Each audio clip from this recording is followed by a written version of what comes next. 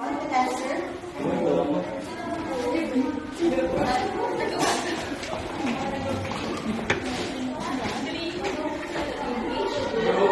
No, I need one representative for each group. Group 1.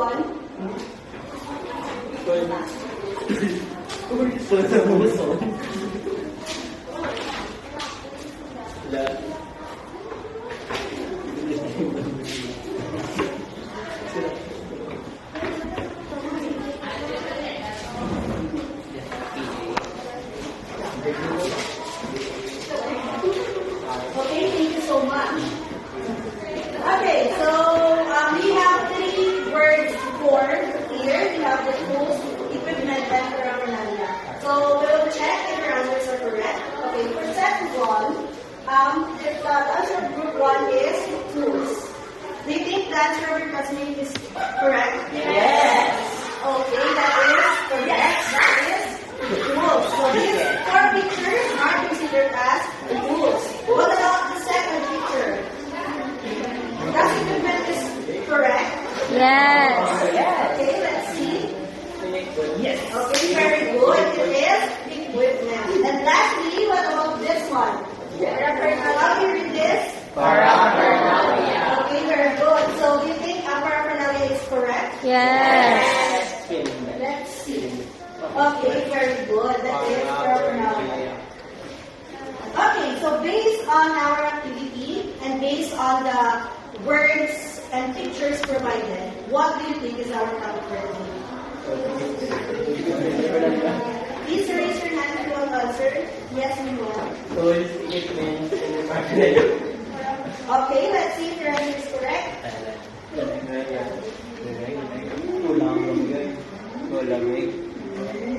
Yes po. Okay. Okay, so our lesson for today is all about the tools, equipment, and paraphernalia used in cooking. Okay.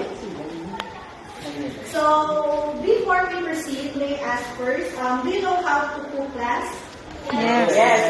I know that you're all know how to cook. Okay, so are you familiar with the tools or with the items that you're using in the kitchen?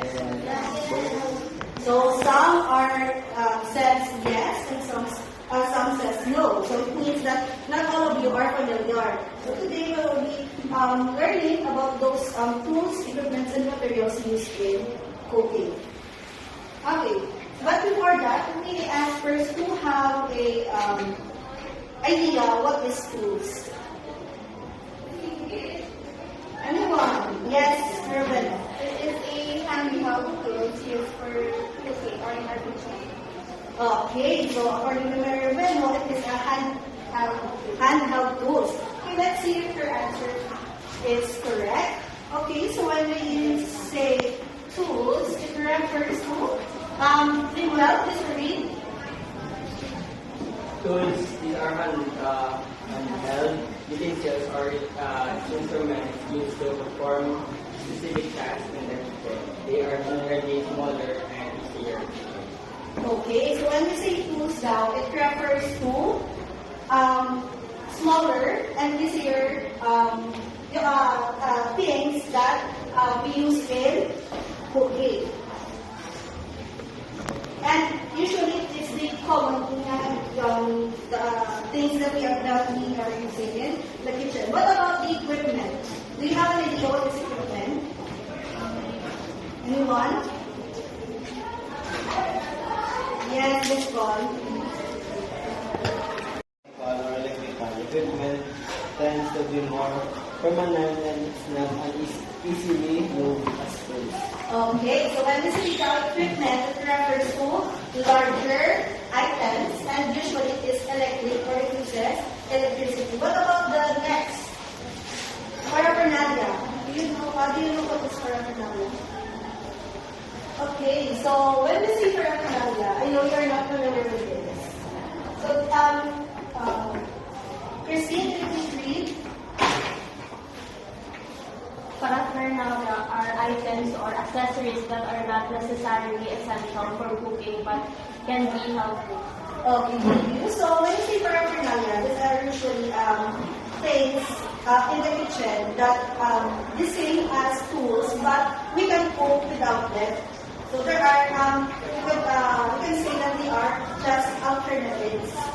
Okay? So unlike the tools that without tools we cannot cook, but without paraphernalia we can still cook because they are just alternatives. Do you understand the difference between the three? Yes. Okay, very good.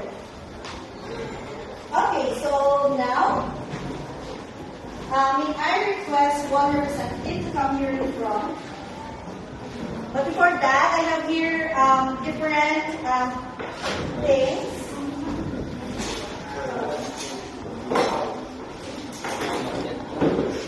And I want one representative to select the item and be able to identify what is it.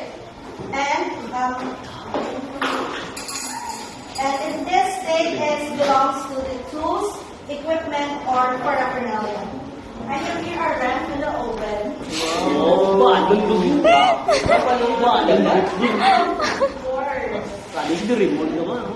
Okay, so I have here our ramp. Okay, so I need one representative to select an item and be able to identify what is this item and which should be belong. Yes, Rimuel. Ube na. Ube na, Meg.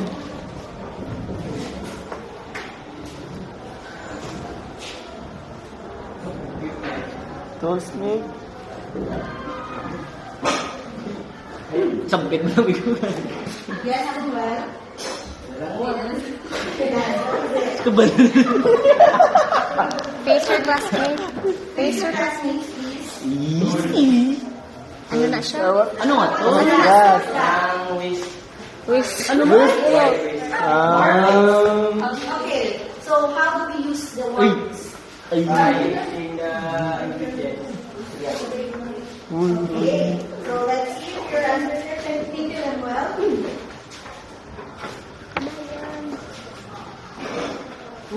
Tala ka, Meg. Pwede ka gamit tinidor ka kutsara mo. Pagmahal. Tala to din. Pwede ka gamit tinidor kutsara, Meg. Kung wala naman.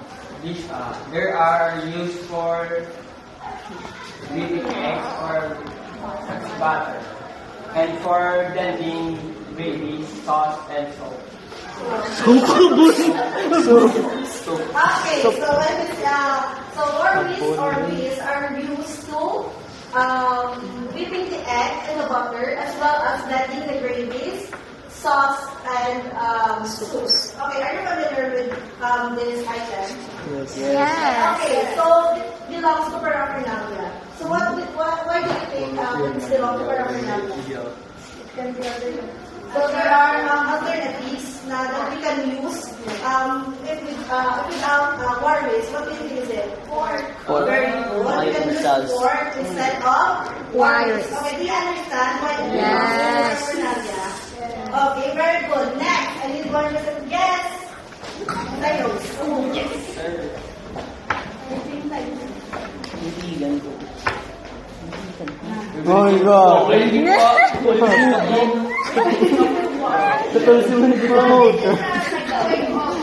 Oh, yan ka na dyan. You bake your cupcakes or cakes you like, and then it belongs to equipment.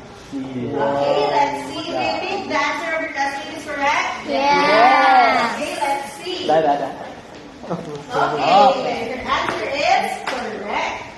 So, oven belongs to the equipment because it is used for dry field cooking like baking. And when we use cooking, we are also using what? Electricity.